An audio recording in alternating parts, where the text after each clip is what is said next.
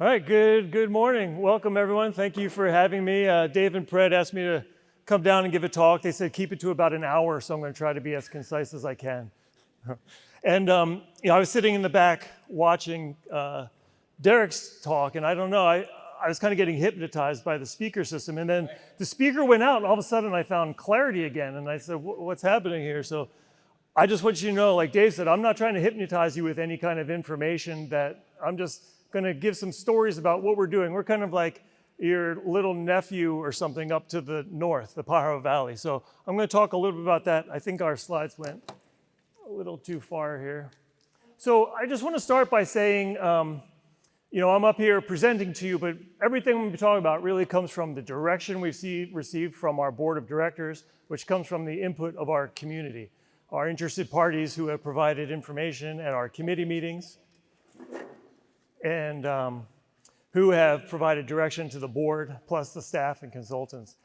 And I'm going to quickly just tell you a little bit about the background, what we're up to, and then get into our water resource management activities. Next slide. There you go. So, by the way, the slide number is faint, but it's down there in the corner. Trust me. Where is it? It's there. Right there. Yeah. Okay. Do you need me to say slide numbers? Yeah, it would be helpful in case questions come up that are slide specific. So it looks like this is slide 3. Yeah. Okay, so just real briefly, PV Water was formed in 1984 for the purpose of managing the groundwater basin. We have a little more of a simple situation than there is here in the Salinas Valley. We're one groundwater basin, one groundwater sustainability agency managing the basin. And we were established 30 years before SGMA was signed into law. We really have a goal of achieving sustainable water resources while maintaining agriculture. And we're part of 3 counties, so about half and half Monterey and Santa Cruz, but there is a sliver of San Benito County in there, especially up by Aromas. We'll go on to the next slide here. So this is just a map to show perspective. The black line is our statutory boundary on slide 4 here. And the dashed blue line represents the watershed boundary. So we communicate and collaborate with our partners within the watershed through DWR's integrated regional water management programs, but our jurisdictional boundary is shown on this image in black. And I'll show another map in a couple slides that shows the groundwater basin boundary, which is ever so slightly different. Next slide, please. I understand you've been learning about SGMA. You may have known about it before you came in here. Dave suggested I just leave this slide in. The real message from this slide is that what we're trying to do is maintain local control of our water resources. We're friends with the folks over in Tulare, but we don't want to be in probationary status like they are. We want to maintain local control so our growers, our community can make decisions on how they use their water resources. And SGMA really is a way to enforce that, because if we don't achieve sustainability by 2040, then we risk losing local control. And not only sustainability, we have to be continuously making progress towards sustainability. Next slide, please. So this is slide 6. This is sort of PV Water and SGMA in a snapshot, okay? So established 30 years prior to SGMA, we had developed several iterations of plans that today are called groundwater sustainability plans. We were calling them basin management plans. So the first ones came out in the 1990s. And then we had just gone through a process with our community to update our plan in 2012. And in 2014, after the programmatic environmental impact report was certified, the board of directors adopted that plan. That was in the spring, and SGMA was signed into law in the fall. So rather than redoing the whole process to achieve a GSP, we submitted our plans to Department of Water Resources, and ultimately they were accepted as an alternative to a groundwater sustainability plan, which was allowed. So we became the only basin in the state that's critically overdrafted to have an approved alternative in place. And then we just recently, in December of 2021, submitted our first periodic update to the state, and we expect to hear what they think about it by July or so, let's just say summer of this year. We also have worked with our neighboring agencies to the north and the south at the time, back in 2015, to adjust basin boundaries jurisdictionally more so than hydrologically to be coterminous with our statutory boundaries. So you can see in the bottom of this map here is the boundary between PV Water and the Salinas Valley Basin and the Langley area and the 180-400 foot aquifer area. Next slide. So now we're just going to get into what's happening in Pajaro. Next slide. Like Salinas, we're dominated by agriculture. We have roughly 28,000 irrigated acres in production, and it results in about $1 billion a year in gross revenue. That's largely from fruits and vegetables, lots of which are organic. You may know that it used to be dominated by apples back in the mid-20th century, but we've seen a lot of that change as go to these higher value crops. The city of Watsonville is that big gray area in the middle, and the solid blue line running through it, that's the Pajaro River, which serves as the county boundary, as you know. Next slide. Pretty much all of our water is being extracted from the groundwater basin. So agriculture consumes about 85% of the total water use in any given year. Municipal and industrial is about 13%, and the rural residential community is about 2% or so. And of that, roughly 92% or so is coming from groundwater. There's approximately 2,000 wells or so, half of which are metered agricultural wells. We started metering wells in the 1990s, and yes, the meters are very accurate, and they have to be accurate or they're worthless. So we have a whole accuracy program and maintenance program on those meters. There's also about 1,000 or 1,200 domestic wells, which are not metered. We just estimate their water use in any given year based on various studies we've done. And we've adjusted the estimate through time. So right now it's about a half an acre foot per residence per year. Next slide, please. So water levels in our aquifer fluctuate throughout the year. In the spring, water levels are higher, and in the fall, water levels are lower. And this is a snapshot of what the water levels look like in the September of 2022. And the takeaway message here is wherever you see red, that's where water levels are either at or below sea level. And water levels are below sea level all the way back to the San Andreas Fault, which is shown in the backside of the basin by that brown line. When you have water levels below sea level, you can have saltwater intrusion occurring, which is shown in the next slide. This is documenting the progression of seawater intrusion from about 1950 to 2020, and you can see it through time. I should note that each basin, when you go from Salinas to Pajaro to Santa Cruz, has denoted their seawater intrusion differently.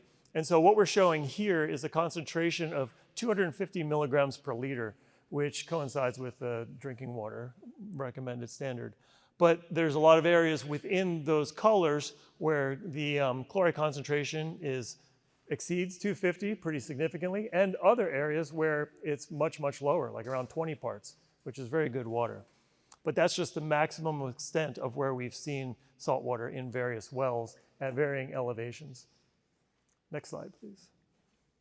So the meters, I heard Dirk say, I was changing my presentation as Dirk was speaking to try to touch on some of his points. And one of the things he said is you have to measure things to manage them. And we agree with that. And that's why we have this metering program in place. And what you're seeing are average periods of time. The first three columns represent 5-year averages, and the last column represents just a 3-year average. And in the dark blue and in the purple, that's agricultural water use. The dark blue being groundwater extractions, and the purple coming from our supplemental water supplies. And then the light blue column at the top, that's basically home and garden use, so produced by the water purveyors within our valley and the domestic wells. And then the green bars on the top, that's our average rainfall. That's why it's coming from the top of the graph down, like rainfall comes from the top of the sky down. We're looking at water use in terms of roughly 55,000 acre feet per year around 2006 to 2010, which was our baseline period that we developed our basin management plan against. And then moving forward, you can see this decrease in groundwater extractions through time. I'll tell you why we're seeing those decreases, but it's going to be a variety of reasons. And then also you're seeing that purple bar get bigger as the agency through time has developed more supplemental water supply facilities, which we continue to do to this day. So we don't ever try to look at water use. I mean, we look at it on an annual basis, but when we do analysis, we like to look at it into 5-year periods because we have to recognize some years are wetter than others, some years are drier than others. Next slide. So now we're going to talk briefly about what we're doing that's helping to decrease groundwater extractions and to maintain agricultural activities within the valley. These are our oldest facilities. Harkin Slough facility is a managed aquifer recharge and recovery where we take water off of the slough system before it flows out to Monterey Bay. We put the water into an infiltration basin. I'll show you a picture of that coming up. And then we recover the water throughout the year to sell to growers. The water recycling facility became operational in 2009, and it was largely, that whole system was really modeled after the CSIP project here. And we were fortunate to have the likes of Dale Huss to chair our committee for many years. Margie Kay served on that committee for a long time, attended those meetings, and others. And it's been a great drought-tolerant supply. Our coastal distribution system is how we convey that water within our area impacted by saltwater intrusion. That's been expanding through time and is now about 23 miles. And then we have various blend supplies. So the next slide here, this shows you our delivered water service area. The bottommost portion of that map is Moss Landing, and then it goes up towards La Selva Beach. And those pipelines are shown in purple. That's the area where anything that's in purple is where we're delivering water, and anything in red is where we know that there's been saltwater intrusion happening. So this system has been expanding through time as we've been able to develop additional supplies. Next slide. This is an image of our recharge basin. So it's not adjacent to the slough. We've had to build pipelines and pumping stations to get the water there, but this is up on the San Andreas Terrace. So as you come from this area and you go up on Highway 1, you're going up onto the terrace, which are ancient sand dunes. So there's a lot of capacity to store the water, and the water is being stored above our overdrafted aquifers in a surficial aquifer. Then we can pump that water out of the ground, which is not overdrafting our basin, and sell it to customers. I should note that the water we do sell to customers comes at pressure, so it's at 80 pounds per square inch, which is one of the benefits of buying the water from our project. Next slide. This is our water recycling facility. We continue to work to improve it. It's a lot like the one that used to be here. Now the Monterey Pure Water has gone to advanced treatment, so it's become a different thing. But we use UV disinfection because it has a smaller footprint than having to chlorinate the tertiary treated water. Next slide.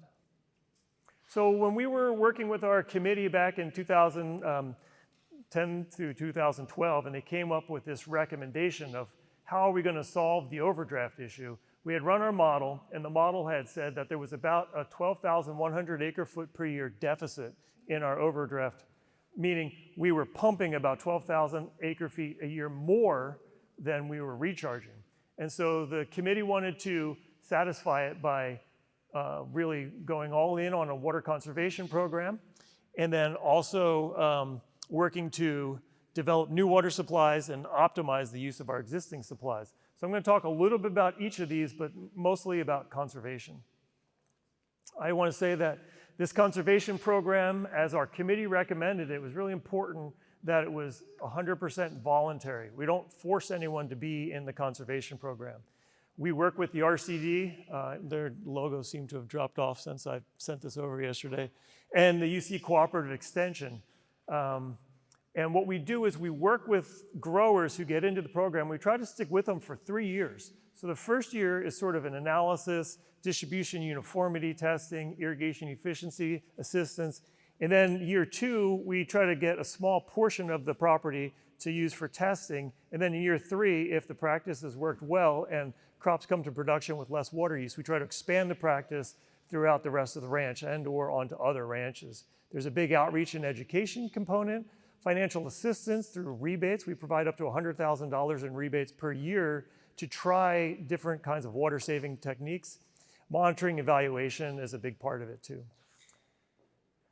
So our program started as a pilot in 2014. We basically had one person administering it. It's really grown through time now. The RCD has done great work in cooperation with Michael Kahn at the UC Extension. Michael Kahn is one of the developers of Crop Manage, which you may know of. It's a computer system that looks at reference ET to help tell what the crop needs. So we'll have public meetings in Spanish and in English so that folks can learn how to use Crop Manage. You can see the increased rate of participation from 19 operators in 2020 to 38 operators in this most current period. And our board just awarded a new 3-year contract with the RCD for another 3 years moving forward, about $1.1 million plus the $300,000 in total for rebates. And the other note I put on the slide here is that the participants in the program can choose to remain completely anonymous. So there was concern back in 2012 that if you get into a program like this, what would the water district do? And would we be looking for those who are least efficient, which in truth we are, because those are the people we want to work with the most, but we wouldn't come after them. So it was decided that there would be sort of a firewall between the RCD and the cooperative extension and the agency, where it's fully anonymous unless you want to participate in getting a rebate. Because if you want a rebate, then we have to cut you a check, and we have to know who you are to cut you a check. And the rebates serve a variety of needs, and so it allows growers to, without a big cost to them, try more efficient sprinkler heads or check valves on sprinklers, pressure gauges, flow meters, telemetry. I should also note that with respect to telemetry, of the 1,200 meters we have on private production wells in the valley, we've been getting grants from the Bureau of Reclamation through their WaterSmart program to convert those from the traditional meters, which require our staff to go out and read the meters, which we do once a quarter, to telemetered meters. So we can get the data now behind a computer in the office, and then we can also give access to the data to growers within our valley. It's a lot like that allocation, the dashboards that Derek was talking about. PV Water was one of the first pilots of that program and worked hand in hand with the California Data Consortium and the Environmental Defense Fund to help develop that dashboard and provide input based on how we think it could work. And there's still a lot of improvements being done to that dashboard. I think it's gonna be really useful in the future. So we've given out about $125,000 worth of rebates to date, and it's just been ramping up. We're now starting to provide rebates for things like VFDs as well. Go ahead, Dave. And then here's just a couple images of what the outreach and education looks like. I've already talked about this, but you can see in the middle, that's the crop managed workshops with Michael Kahn, teaching folks how to utilize it, doing the irrigators meetings in Spanish most of the time, and the RCD also publishes newsletters in our local Farm Bureau papers.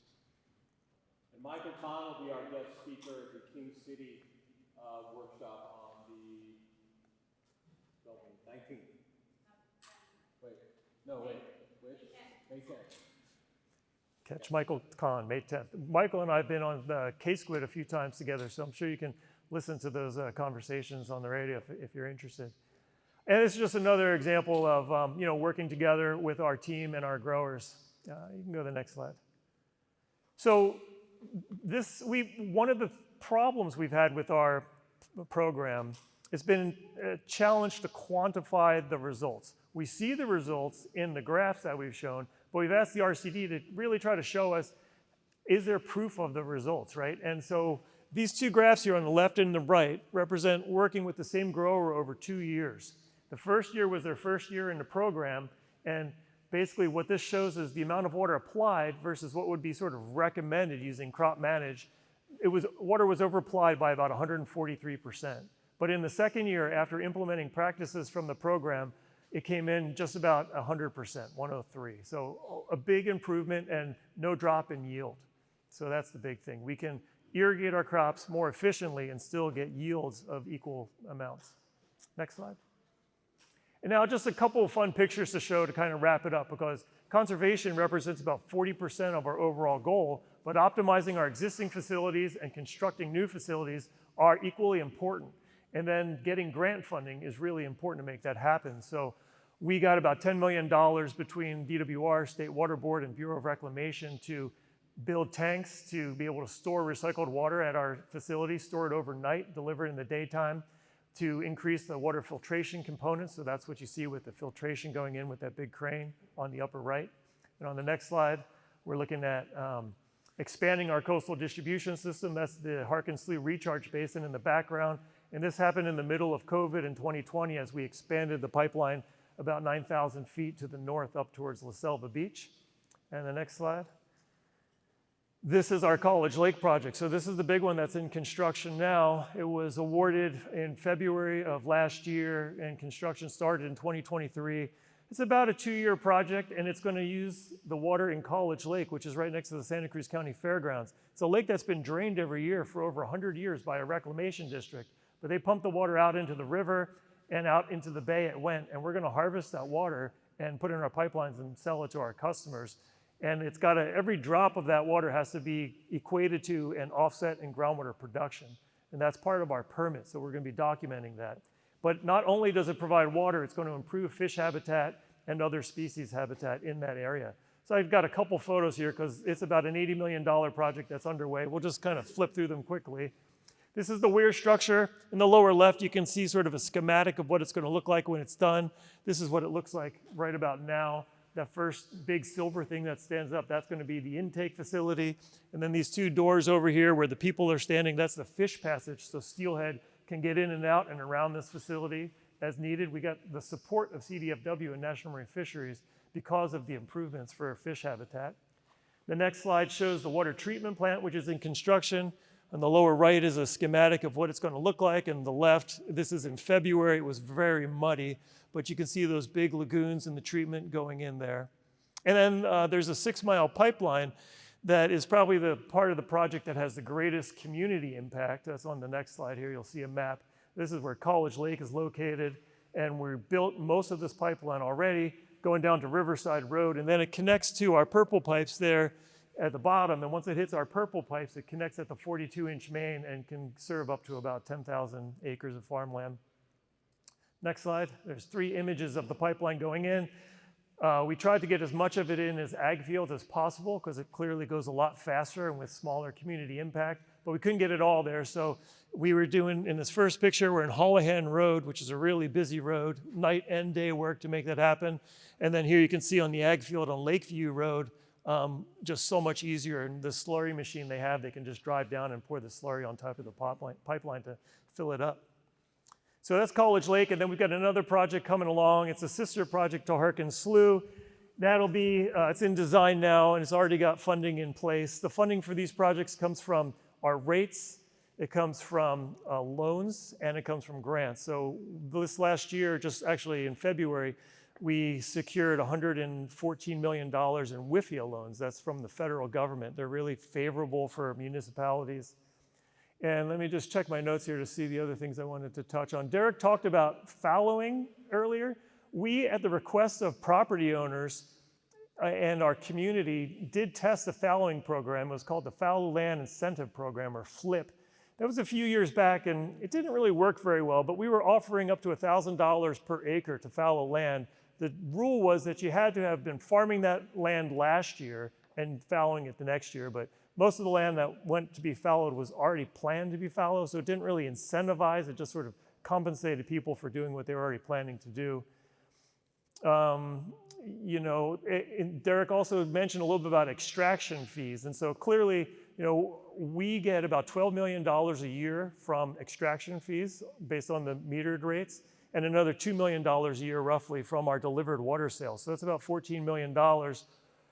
There's a paper that was recently published, and you can read about it. It's called The Dynamic Impacts of Pricing Groundwater. I can get it to Dave, and he can circulate it if you're interested. It's by Ellen Bruno et al., and it came out in November 23, published in the Journal of Association of Environmental and Resource Economists. And it's a hard look at PV Water's pricing program since the beginning. And you know, it reaches conclusions, some of which I agree with and some of which I don't. But really what the author was trying to say is PV Water's pricing program through time has led to decreased water use. And you know, and it's worth reading if you're interested in exploring more about rates, because it's peer-reviewed, you know, publication. There was also a little discussion earlier about tiered rates versus flat rates, or tiered rates generally. And I'll just note that at PV Water, we've had a lot of conversations about whether tiered rates are something that should be considered, and some of our interested parties were very much in favor of tiered rates. But PV Water had been through the ringer in lawsuits with respect to setting rates over the last 2 decades. And flat rates, we had gone through the court system and we had ultimately prevailed. And so nobody wanted to take the risk of moving to a tiered rate structure when our flat rates were secure. But the flat rates still serve as a mechanism, as Bruno writes in her paper, because the more water you use, the more you have to pay. Even though the rate per use isn't going up, it's just like a constant. The more you use, the more you pay. The less you use, the less you pay. And so there's a lot of interesting information there as people are considering flat rates. With one of our committees, we had actually made a tool that allowed our interested parties sitting at the table to set the number of tiers and set the maximum amounts that they wanted on their rates and see if they could make the math work themselves. But ultimately, the committee voted against tiered rates because of too much uncertainty. So I think I'll stop there. That's a lot of information, but I'm only right across the river. So if you ever have any questions, you can get me pretty much anytime if you like. And Jerry knows, he's been up to talk to me. So we have open doors, and as long as we can get it on the calendar, happy to chat with you. Thank you for your time and attention and for being here today.